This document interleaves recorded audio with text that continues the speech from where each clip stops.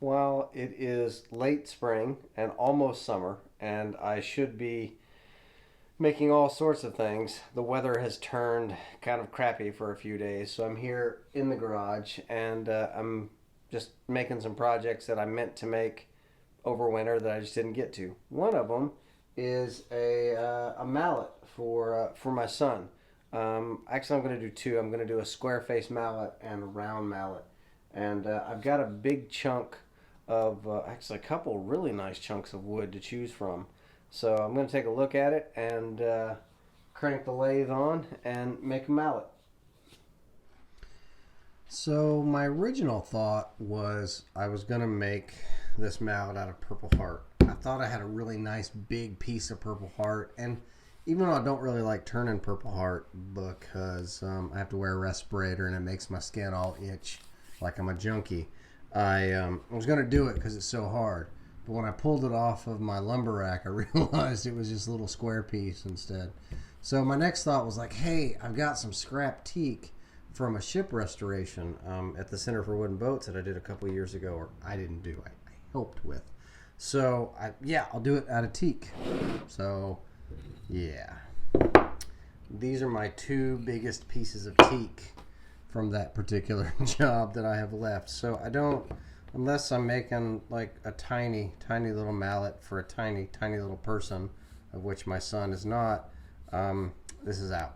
So I'm gonna use that for something else. What I do have is this giant block. For me, it's a giant block of Granadillo that's just been sitting up in my wood pile, like just ready, waiting to be used for something. Now this stuff is super hard, and it dulls tools really quick as well. But I'm gonna put it on the chuck and tailstock, get it spinning, and it should turn into a really nice hard mallet that I mean, as long as it doesn't hit steel or anything, as long as it's just used on wood chisels like it's supposed to be used on, this should be a lifetime mallet. So all right, a little bit of overkill, but it should turn out pretty. Let's get it spinning.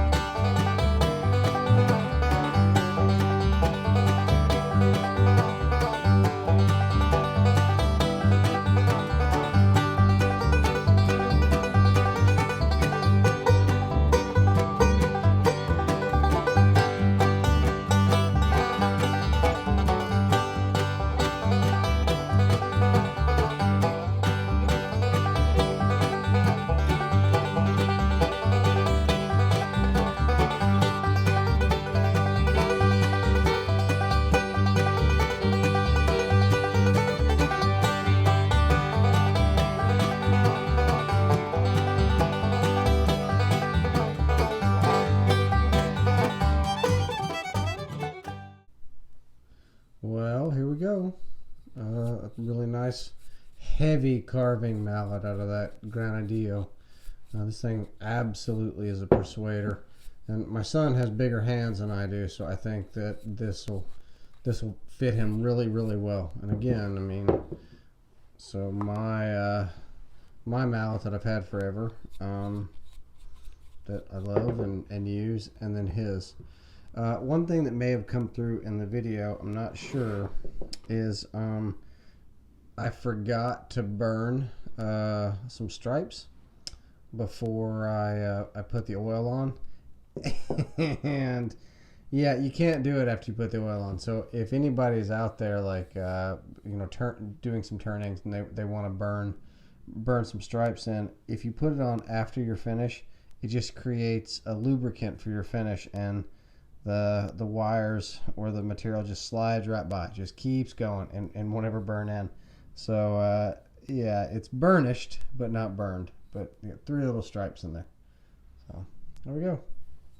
Happy with it. And again, it's an absolute monster. Let's see how much it weighs.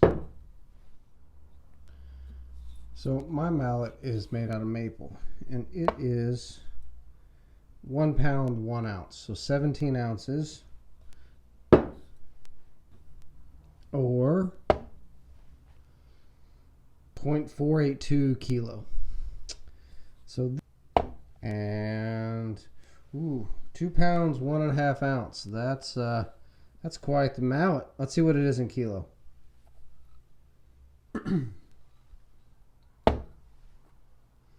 Or almost a full kilo. 0.948. Woo.